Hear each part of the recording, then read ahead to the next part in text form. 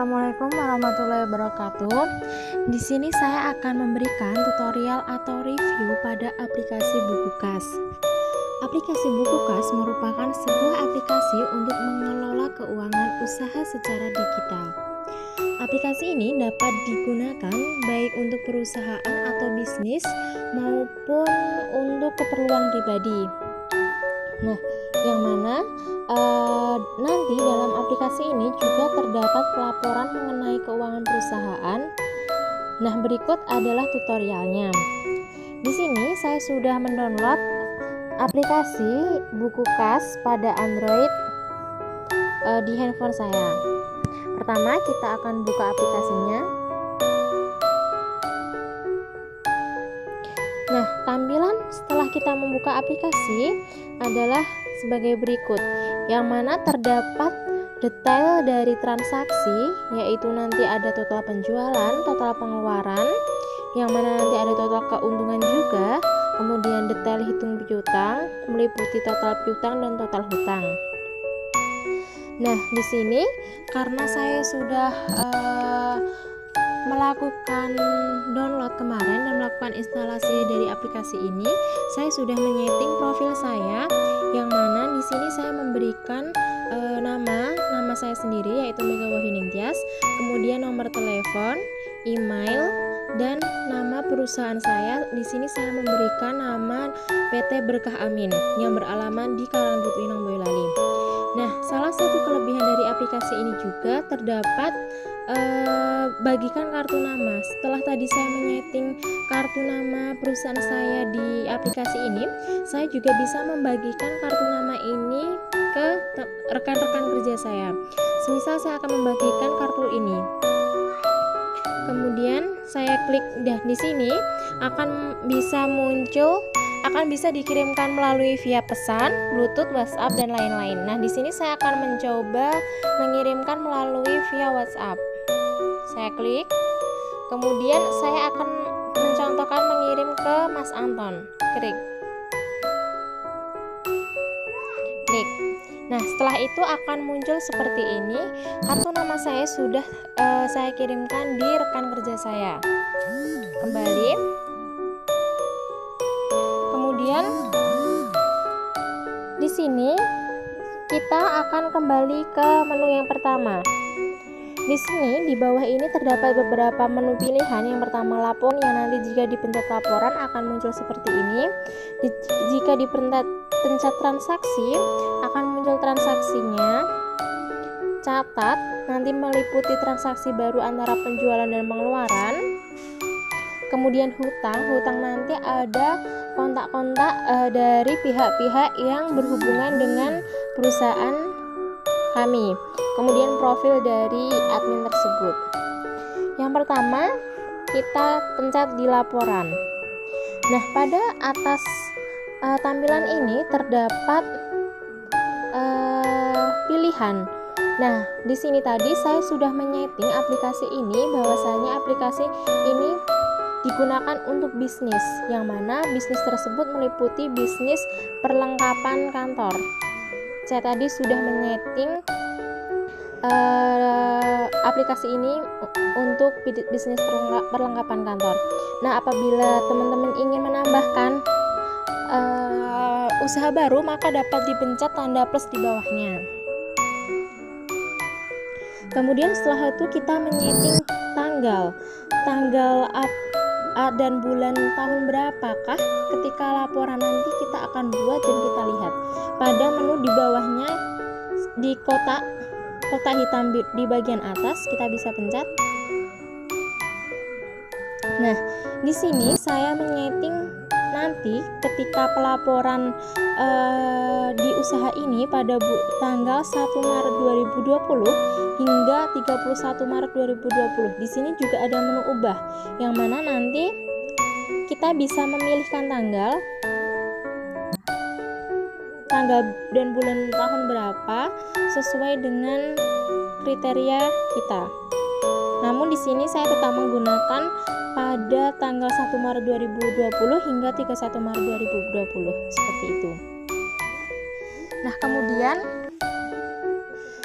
misalkan ketika terdapat pihak atau rekan lain yang ingin melakukan transaksi kepada perusahaan kita, langkah pertama kita bisa memencet di bagian hutang.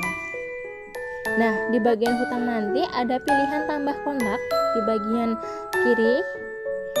Kita bisa menambahkan kontak perusahaan atau rekan kerja kita.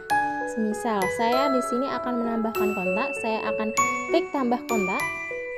Akan muncul seperti ini nama-nama kontak di kontak saya. Dan siapakah orang yang akan saya gabungkan seperti itu di usaha kami. Contoh, Mas Anton. Nah, di sini saya akan menambahkan seseorang untuk menjadi bagian. Masih loading, ditunggu dulu. Nah, setelah berhasil akan munculan seperti ini. Kita tambah lagi.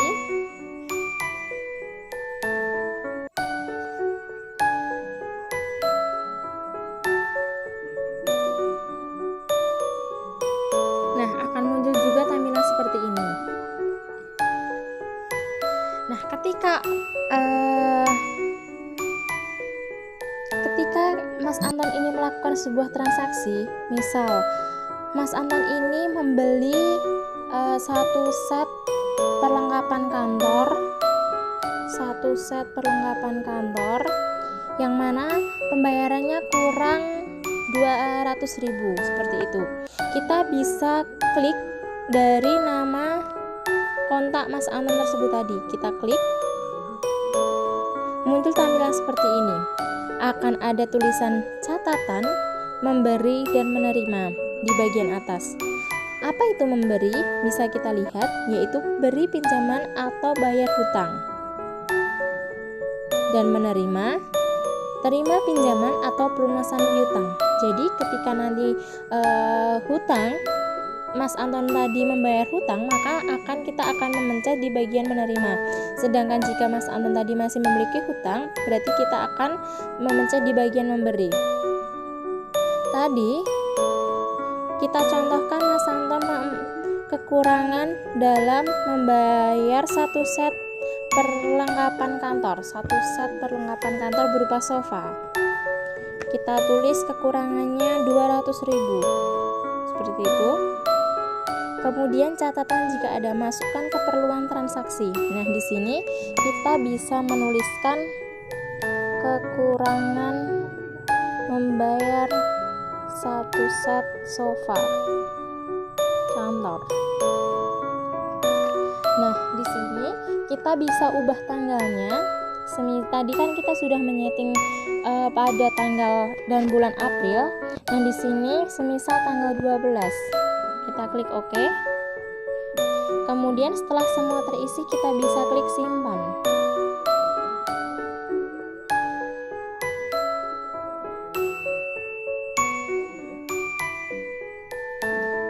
Loading, ditunggu dahulu. Nah, setelah berhasil, maka ketika kita mengklik kontak dari Mas Anton, maka akan muncul tampilan seperti ini. Kita klik kekurangan ini di catatan, bahwasannya 200.000 itu catatan kekurangan membayar satu set sofa kantor yang dilakukan transaksi pada tanggal 12 Maret 2020. Di sini terdapat menu hapus maupun ubah juga ketika kita salah memasukkan datanya. Next. Kemudian kita juga contohkan ke di Mbak Sinta. Sama seperti tadi, kita kekurangan 100.000, kekurangan membayar perlengkapan kantor berupa ATK, seperti itu. Kita masih sama saja, disamakan saja tanggalnya 12, kemudian kita klik OK. Nah, setelah semua sudah terisi, kita bisa klik simpan. Kita juga bisa mengirim bukti tadi melalui WhatsApp. Nah, di sini juga di tampilan Mbak Sinta kita akan melihat bahwasannya Mbak Sinta ini ada kekurangan membayar perlengkapan kantor. Nah, di sini ada tipe kekurangan mau bayar perlengkapan kantor. Di sini kita bisa klik menu ubah. Kita bisa ganti kekurangan membayar perlengkapan kantor. Nah, kita simpan.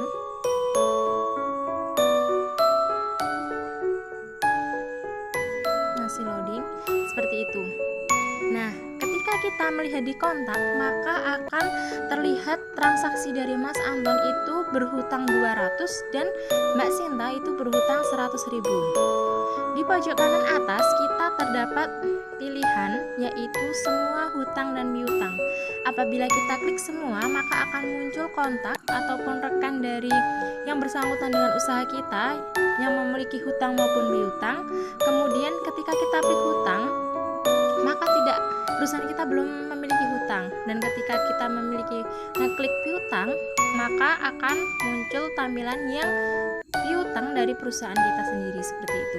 Nah, setelah ini kita juga bisa mengecek laporannya di menu bawah.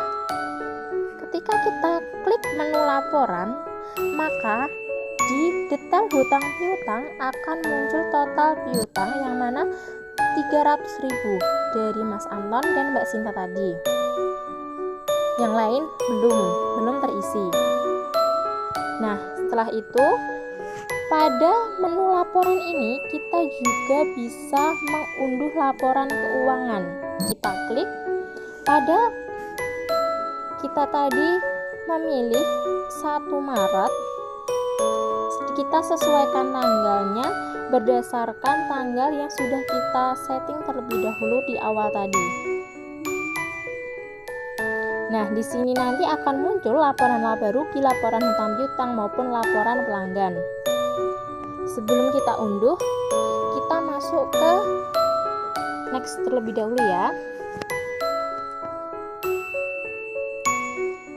Nah, di sini ketika Mas Anton ingin melakukan pembayaran, semisal kita bisa klik di kontak Mas Anton ini,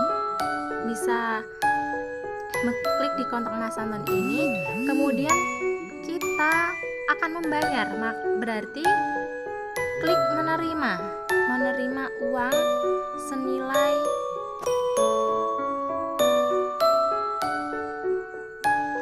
200.000.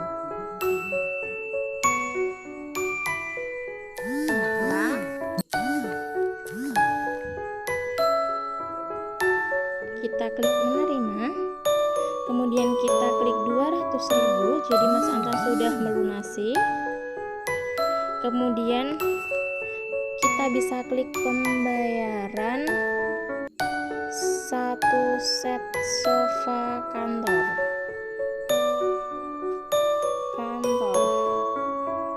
Kemudian tanggalnya kita sesuaikan, seumpama membayar pada tanggal 13, kita klik OK. Kemudian kita klik simpan. Nah, lalu apa yang terjadi? Akan muncul seperti ini, dan kita bisa lihat di daftar hutang piutang kontak Mas Anton sudah tidak terlihat. Ketika kita klik semua, Mas Anton ini sudah berubah menjadi 0 karena Mas Anton sudah tidak ada piutang lagi. Kita juga bisa melihat pada sisi laporan. Nah, pada sisi laporan ini total piutang tinggal 100, tinggal milik dari Mbak Sinta. Nah, di sini belum terdapat atau tertera total penjualan ataupun kita memiliki keuntungan berapa. Nah, ketika kita sudah memasukkan data menerima transaksi tadi, kita di sini juga harus mencantumkan di transaksi baru yaitu penjualan. Yang mana penjualan baru yaitu 200.000 yang kita tadi telah terjual kekurangannya. Kemudian catatan jika ada kita masukkan 1 set sofa kantor. Kemudian transaksinya yang telah dibeli yaitu pada tanggal 12, kita klik OK. Bayarnya lunas. Nah, di sini juga ada pilihan kontak. Kita bisa mengisi Mas Anton tadi. Nah, di sini juga terdapat pilihan simpan foto bond, pilih metode bayar. Ketika itu memiliki kwitansi, bond dan yang lain-lain bisa dicantumkan di sini sebagai tanda bukti. Ketika ini tidak ada, bisa dibiarkan saja. Kemudian pilih metode bayar, kita bisa memilih debit atau kartu kredit. Kemudian detail barang, kita bisa mengisi 1 set sofa kantor dengan jumlah 1. Setelah semua sudah terisi, kita klik simpan. Nah, pada sisi menu laporan akan muncul di total penjualan yang telah dilunasi oleh Mas Anton sebesar 200.000 dan kita memiliki total keuntungan juga 200.000. Salah satu manfaat dari aplikasi ini pun kita juga dapat melihat zakat dari penghasilan kita dari perusahaan kita, yang mana dihitung dari 2,5% keuntungan yaitu 5.000. Nanti jumlah ini akan terus berubah sesuai dengan transaksi yang dilakukan. Nah, kemudian kita juga akan memberikan contoh ketika kita memiliki pengeluaran. Contoh 50.000, klik masukkan keperluan transaksi, konsumsi, pembelian konsumsi rapat. Kemudian kita pilih tanggalnya di tanggal 13 seumpama, oke. Kita pilih lunas. Nah, pilih kontak ini bisa kontak toko ataupun kontak seseorangnya. Jika dikosongin juga bisa. Pilih metode bayar, kita pilih tunai.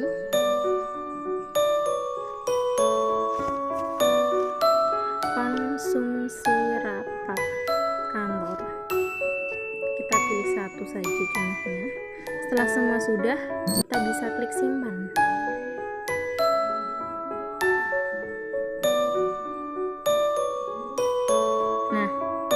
Pada menu laporan kita bisa dilihat akan ada total pengeluaran yang mana 50.000 dan total keuntungannya 150.000. Total pengeluaran dari tadi konsumsi rapat, total penjualan dari tadi pelunasan Mas Anton, dan zakatnya juga berubah. Kita juga masih memiliki total piutang 100.000. Semisal dari Mbak Sinta ini akan melunasinya. Dia akan melunasinya, maka kita akan klik menerima. Tadi berapa jumlahnya? 100.000 ATK. 100.000. Kemudian pelunasan ATK. Kita pilih tanggal. Kemudian bisa simpan setelah semuanya selesai. Nah, di sini akan muncul seperti tampilan seperti ini. Dan di total Mbak Sinta karena sudah dilunasi maka juga akan 0. Dan kita bisa melihat laporan. Kenapa masih seperti ini? Ini masih 200.000 dan belum bertambah karena kita belum memasukkan pada penjualan. Kita masukkan lagi pada penjualan. Tadi berapa? 100.000. Kemudian pembayaran ATK. Kita set tanggalnya. Kemudian lunas, kontak bisa dipilih. Kemudian kita misal tunai.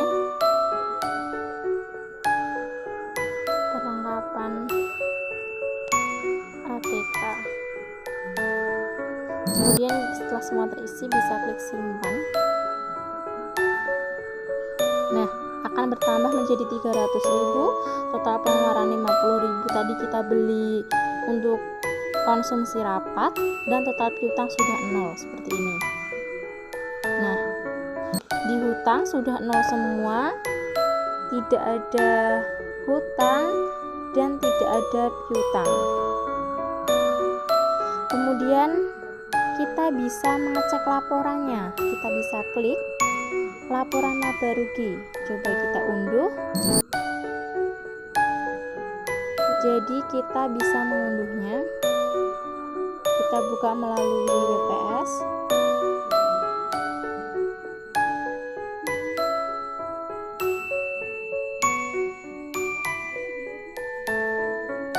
Nah, akan muncul laporannya. Kemudian kita akan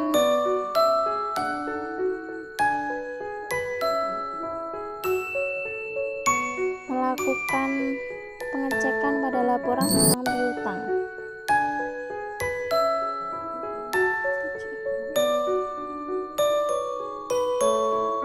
Karena ini agak tersendat, tidak bisa diunduh, mungkin membutuhkan waktu karena aplikasi ini harus memerlukan internet. Jadi ketika kita membuka aplikasi ini harus selalu standby internet seperti itu. Nah, transaksi juga sudah 0 semua karena tadi tidak ada Mbak Sinta maupun Mas Anton sudah melunasinya, jadi tertera 0 seperti itu.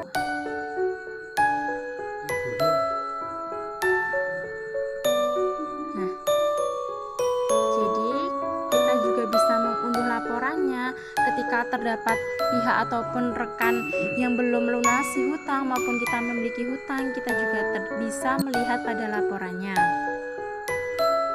Kita tadi memiliki bisnis pada perlengkapan kantor. Ketika kita ubah tanggalnya dari 1 Maret sampai, maaf tadi sepertinya belum diubah tanggal 31. Oke, kita klik laporan laba rugi.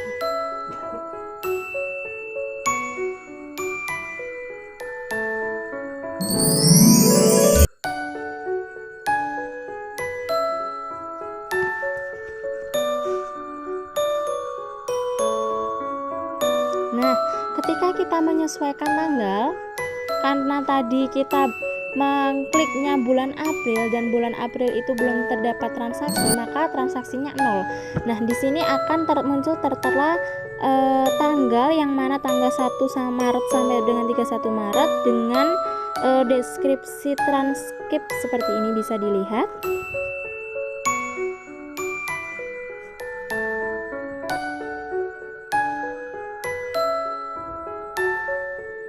Dan ketika kita juga ingin melihat, berarti di sini harus memastikan kapan kita bertransaksi pada bulan dan tanggal berapa, seperti itu. Kemudian laporan hutang piutang bisa kita unduh, kita bisa melihat.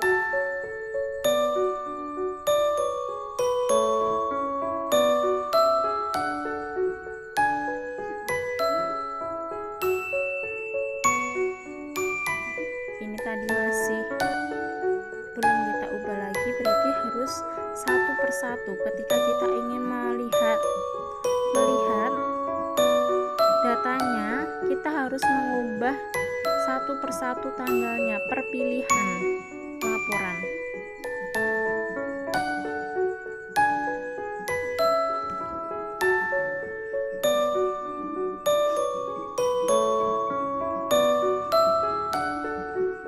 Seperti ini sudah tertera semua. Kita memiliki totalnya 300.000, hutangnya 300.000 dan sudah dilunasi. Kita memiliki keuntungan seperti itu.